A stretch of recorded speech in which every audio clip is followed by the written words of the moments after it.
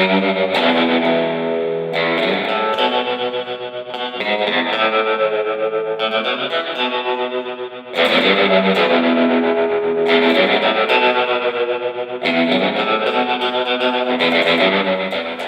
everyone, it's Mike. Welcome back to the channel. Today, we're going to look at one of my favorite mid-century brands that occupies its own unique space in the pantheon of early electric guitar and amp production. Multivox Premier might not be a household name, but their visually dynamic line of both guitars and amps stands apart from its contemporaries. We'll be looking at my personal Premier Bantam Deluxe guitar, poring over a vintage Premier catalog, and sitting down to chat with Premier amp collector and guitar bar amp tech, Jesse Quitslund. Premier guitars speak to a shift in early electric guitar design, representing a tenuous bridge between the already established musical styles of the first half of the 20th century and the nascent rebellious qualities of early rock and roll.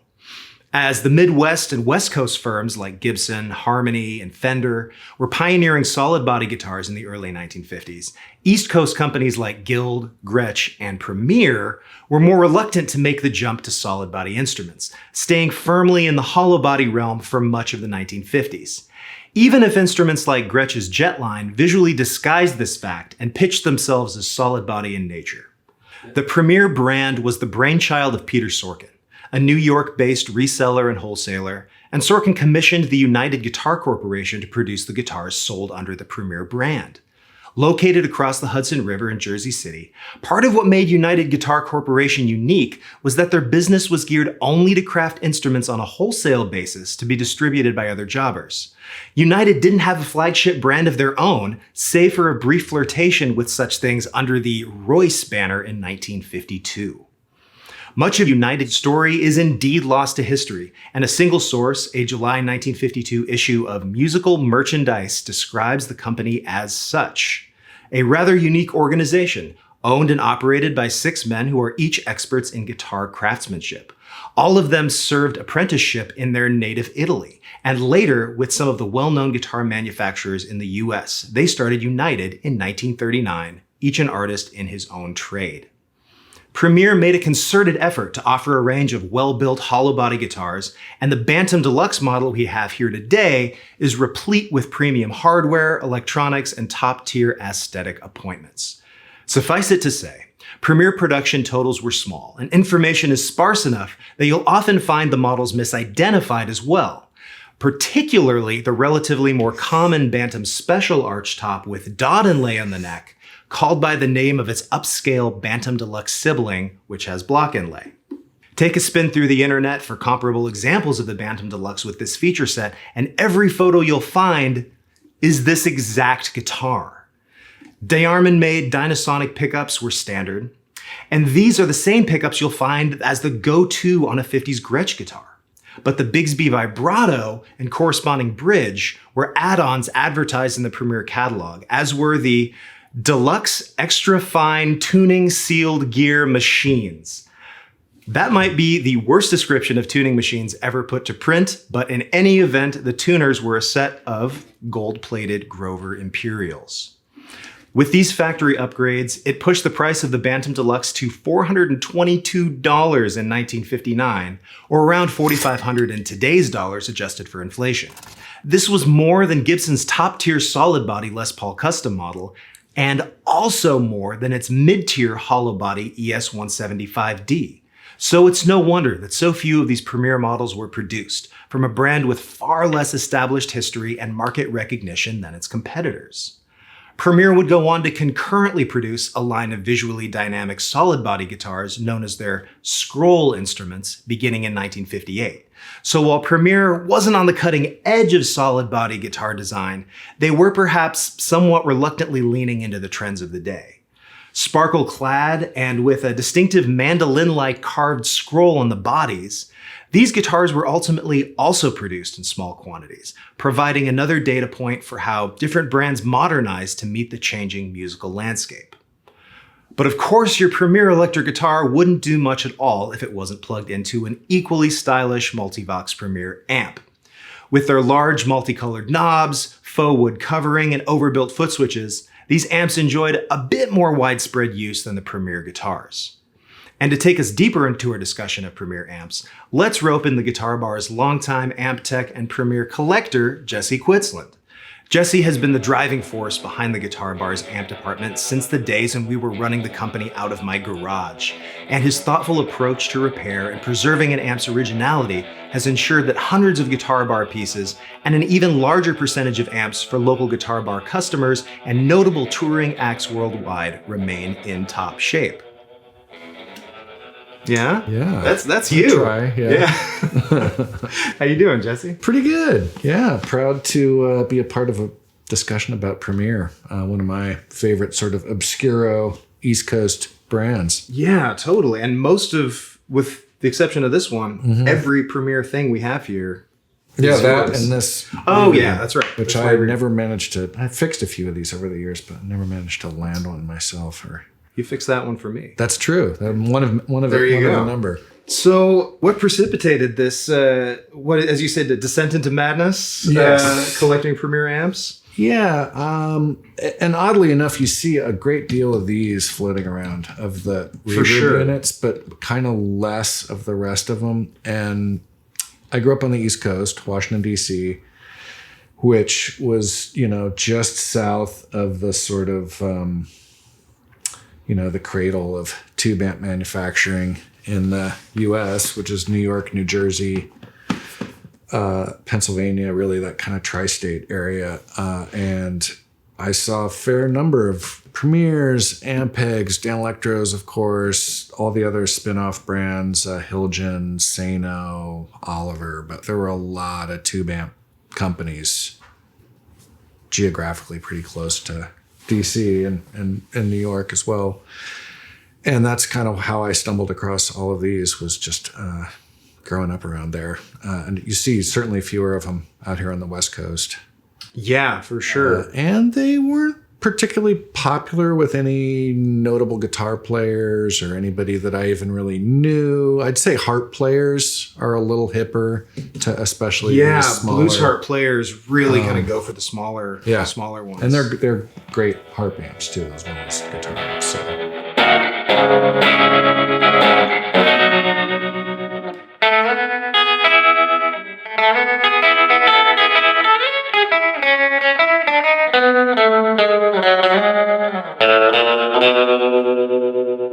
The amp that you were playing, which was how we started this conversation. Mike and I both own the same exact model of Premier amp, which is just a serial number away from each other. It's like, they are sequentially serialized, which was so weird because I had bought this and it was cosmetically perfect but didn't work.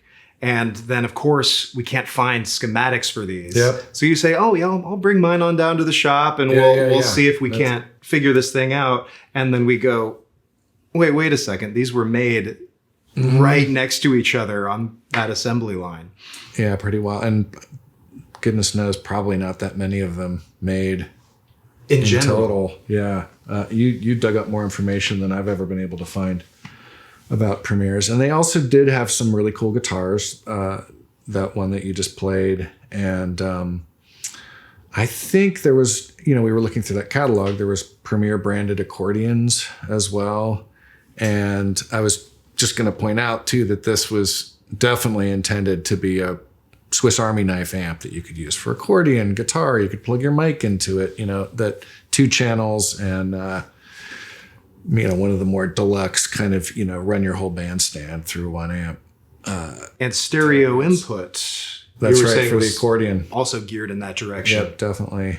Which you see a lot of in the early 60s. The accordion was extremely popular before the electric guitar was, and outsold guitars for many years. And that's another thing you see a lot of on the East Coast, because Ampeg made tons of accordion amps too, and Sano was more geared towards accordion players. So you see a lot of those old accordion amps that make great guitar amps. And correct me if I'm wrong, but with accordion amps, you often see those with a tremolo on board, but the reverb is really geared for guitarists. I know when Magnatone would make accordion amps, they would nix the reverb circuit from probably not as popular with accordion players. It's really needed to surf. As you were just demonstrating, the reverb in these is, pretty outstanding. And that's what I think this might have been one of my earlier Premier acquisitions, and the reverb in it just kind of blew my mind, and certainly, made me search out more. Not that you see many with reverb at all, really, but all these smaller ones are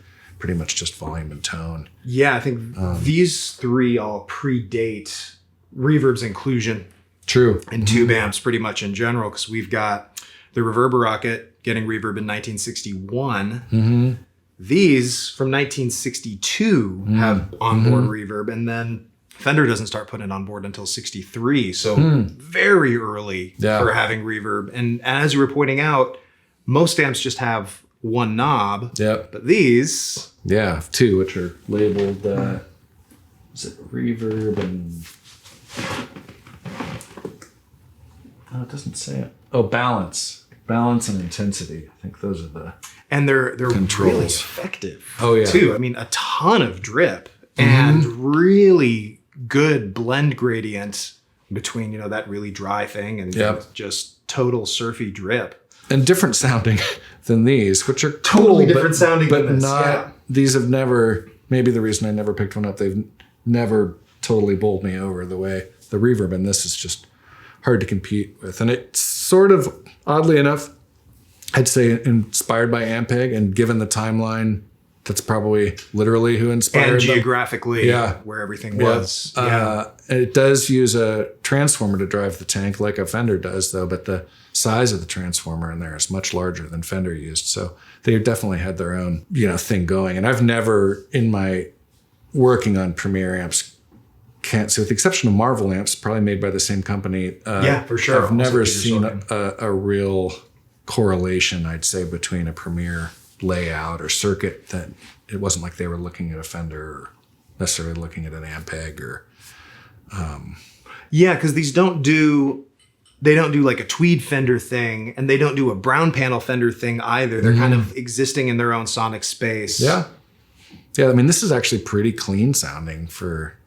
Yeah. It breaks up, but it's got a big clean sound, and Ampegs of the era are almost a little grittier in a way sometimes, but they're all a little different in power, and obviously the lower powered ones, which there's a couple of here. These two do get that kind of champy type break. I mean, they're basically champ style amps. So, but with the caveat that one of these little guys is, am I correct? It's running on a 7591. Yeah, this is a 7591 power tube, which is unusual. The other one is a L6, which is also actually a little unusual for single-ended guitar amps anyway.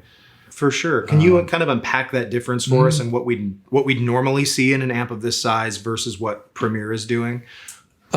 Sure. And we were just looking at the tubes in your Premier, which are all original. And one of the things that's kind of interesting about all those New Jersey-based companies, New Jersey, New York, is not only did a lot of the folks who built these go to school at the RC. There was like an RCA school you could go to get degrees in different electrical engineering type stuff. And then both Dan Electro and Ampeg folks who worked there went, and they were all very close to Red Bank, New Jersey, where RCA was based.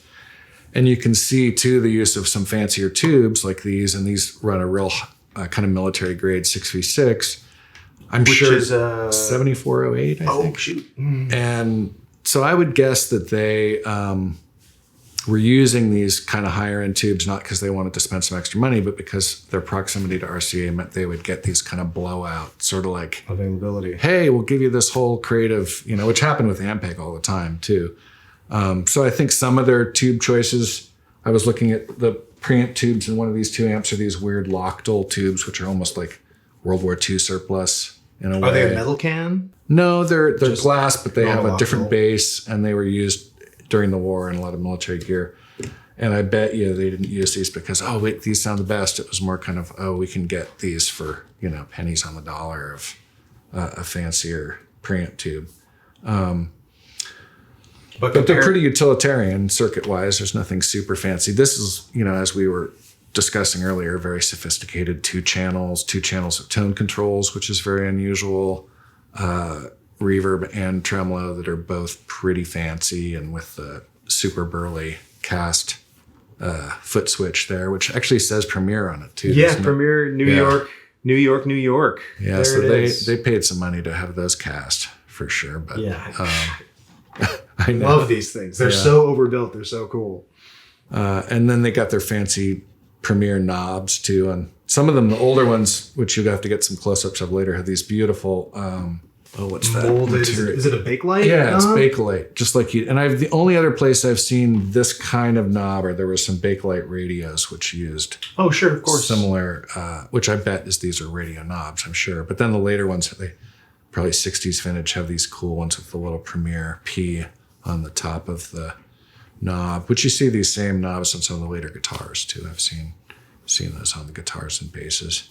Yeah, they're so aesthetically minded, like the faux wood, the little ports on the side, and I love the latch for the reverb tank on the back of these. It's so trippy, where they even thought to put feet on the bottom so you could detach it. Was it a noise related thing? Do you think it was to get the full depth of the reverb effect and not have it feedback. Well, just get it away from the speaker. Okay, further away. It's from not the speaker. Feedback. Yeah.